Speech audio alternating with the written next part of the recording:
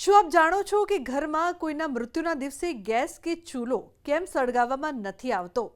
રિવાજો આપણા દૈનિક જીવનનો ભાગ છે અને દરેક રિવાજ પાછળ કોઈક ને કોઈક મહત્વપૂર્ણ અને તર્કસંગત કારણ હોય છે, જેને સમજવું જરૂરી છે, જેથી આપણે તે રિવાજને પૂરેપૂરી સમજ સાથે અનુસરી શકીએ. તો ચાલો જાણીએ તેની પાછળનું કારણ. 16 સંસ્કારોમાંનો એક છે અંતિમ સંસ્કારની પ્રક્રિયા.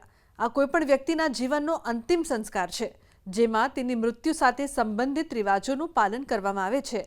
જ્યારે કોઈના ઘરમાં મૃત્યુ થાય છે ત્યારે તે દિવસે ઘરમાં ચૂલો સળગાવાતો નથી. હિન્દુ ધર્મમાં આ નિયમનો આજે પણ કડક પાલન કરવામાં આવે છે.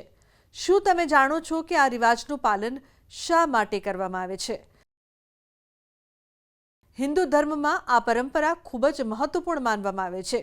કોઈની મૃત્યુ માત્ર પરિવારજનો માટે શોકનું કારણ નથી, પરંતુ તેમાં મૃતકની આત્માને કોઈ કષ્ટ ન થાય તે બાબતનું પણ ધ્યાન રાખવામાં આવે છે. ગરુડ પુરાણ અનુસાર 13 દિવસ સુધી તે આત્મા તેના પરિવારજનોની આસપાસ જ રહે છે. જ્યારે કોઈનું મૃત્યુ થાય છે ત્યારે તેના નશ્વર શરીરનો ક્ષય થવા લાગે છે. આવા સમયે તે શરીર સાથે જોડાયેલા કેટલાક નિયમો બનાવવામાં આવ્યા છે, જેથી ઘરના લોકો કોઈ રીતે પ્રભાવિત ન થાય.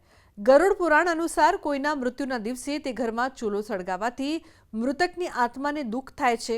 કોઈના મૃત્યુ પછી ઘરમાં શોકનું વાતાવરણ રહે છે.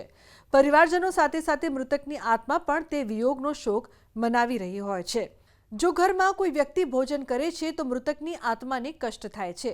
ગરુડ પુરાણ અનુસાર મૃતકના અંતિમ સંસ્કાર સુધી ઘરમાં ચૂલો સળગાવવો જોઈએ નહીં. મૃતકને દેવતુલ્ય માનવામાં આવે છે અને તેને તેવો જ સન્માન આપવામાં આવે છે. તેના અંતિમ સંસ્કાર સાથે જોડાયેલી તમામ ક્રિયાઓ પૂર્ણ કર્યા પછી જ ભોજન કરવાનું વિધાન છે. જે પણ ઘરમાં કોઈ વ્યક્તિની મૃત્યુ થાય છે એ ઘરમાં ચૂલો સળગાવવામાં આવતો નથી. એનું બહુ મુખ્ય કારણ છે કે આપણા જે પણ રિવાજ બનેલા છે ને એ બધા રિવાજ કોઈક તર્ક સાથે સંકળાયેલા છે. તો જ્યારે કોઈ વ્યક્તિનું મૃત્યુ થાય છે ને તો એની આત્મા એ ઘરમાં 13 દિવસ સુધી હાજર હોય છે અને એ ઘરમાં શોકનો માહોલ હોય છે. જે મૃત્યુ પામે છે એ પણ શોકમાં હોય છે, એની આત્મા પણ શોકમાં હોય છે અને ઘરવાળા પણ શોકમાં હોય છે. એટલે એવા શોકના વાતાવરણમાં જમવું કે જમવાનું બનાવવું એ શુભ નથી, એ અશુભ છે. એટલે જે ઘરમાં મૃત્યુ થયું હોય એ ઘરમાં ચૂલો સળગાવવામાં આવતો નથી.